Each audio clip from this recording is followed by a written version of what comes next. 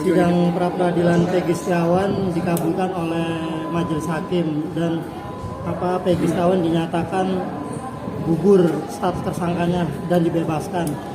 Abang sendiri melihatnya seperti apa mungkin Bang? Artinya ini boleh dibilang polisi telah salah tangkap kepada seorang Peggy Setiawan. Nah, itu juga menjadi pertanyaan bagi polisi kita. Kenapa Peggy Setiawan bisa salah tangkap? Karena menurut polisi namanya berubah 3 kali, ayahnya 2 kali. Peggy Setiawan dikenalkan dia sebagai ponakan. Kemudian Peggy Setiawan sudah dimiliki sidik jari dari TK sampai SMA. Kemudian barang bukti berupa sepeda motor, STNK-nya ada sama dia dan seterusnya. Ini kita menjadi pertanyaan bagi polisi, sebenarnya itu ada apa tidak sih? Jangan-jangan polisi berbohong gitu loh. Memang saya mengatakan Peggy Setiawan ada baiknya pra-peradilan, karena pra-peradilan itu menguji apakah dia pelakunya apa tidak. Dan ternyata pra-peradilan itu memenangkan Peggy Setiawan. Oke Bang, artinya ini menjadi ketidakprofesionalan kepolisian nih, artinya setelah tangkap kepada Peggy Setiawan menjadi ketidakprofesional seorang polisi dan kredibilitasnya menjadi buruk, semakin buruk atau seperti apa? Ya memang kredibilitas polisi dipertaruhkan karena 8 tahun buron tidak diketahui rimbanya. Ternyata cuma Peggy Setiawan yang jadi kuli bangunan. Bahkan diketahui pernah menikah lebih daripada 1 kali gitu. Oleh karena itu kita patut bertanya kepada kepolisian, benar tidak itu Peggy Setiawan atau ada Peggy Setiawan lain? Itu. Bang, konsekuensinya apa Bang ketika pihak kepolisian melakukan salah tangkap, dan artinya kan ini menyangkut nama baik warga negara nih Bang? Konsekuensinya adalah apabila memang tidak yakin itu Peggy Setiawan pelakunya, maka Peggy Setiawan harus dinyatakan bebas untuk selamanya. Tapi kalau dia yakin bahwa Peggy Setiawan adalah pelakunya, maka penyidik boleh menerbitkan sprindik baru untuk memperbaiki surat penyidikan dan menyidik dengan yang baru.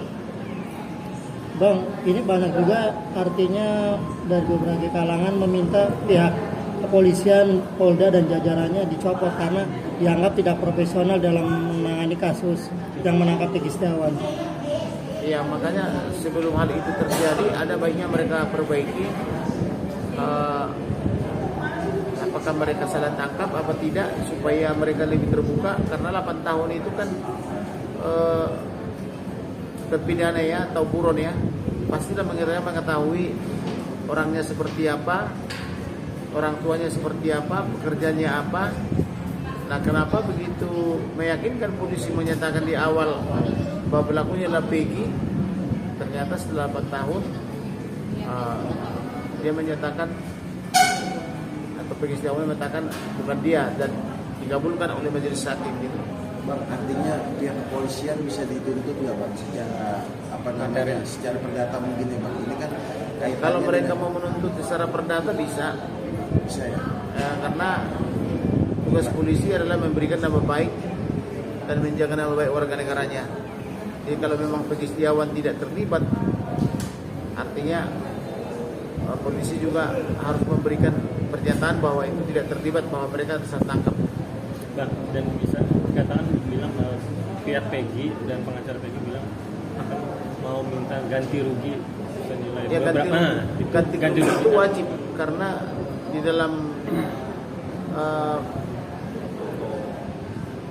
undang-undang maksudnya tahun undang-undang KUHP tahun 80 nomor 8 itu sudah diatur 3 juta, tapi 3 juta zaman sekarang kan nggak seberapa. Maka Presiden Jokowi telah menetapkan 812 juta. Itu, jadi kalau mereka misalnya menuntut ganti rugi, nah maka polisi wajib membayar. Pakai uang siapa bang? Pakai uang negara. Jadi mereka menuntut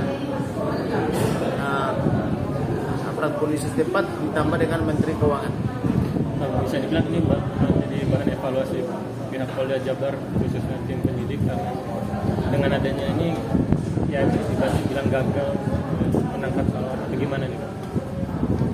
Ya bisa dikatakan gagal, tapi kalau mereka memperbaiki diri segera belum gagal 100%. Tapi apabila memang Peggy Setiawan ini adalah hanya figur, yaitu sebaiknya polisi kita segera bertobat gitu. Artinya PR besar nggak untuk pihak kepolisian, karena kan ini kan ternyata otak dari pembunuhan Vina itu kan belum terungkap.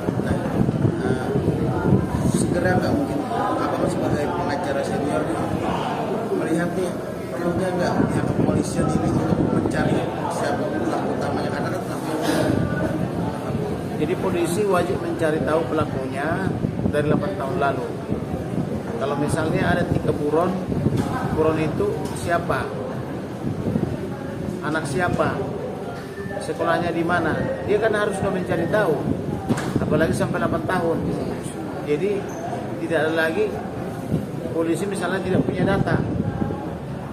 Jadi jangan karena diputar film Vina, lalu kebakaran jenggot, lalu main todong aja. Ternyata dalam petik bukan Peggy Setiawan yang sebenarnya.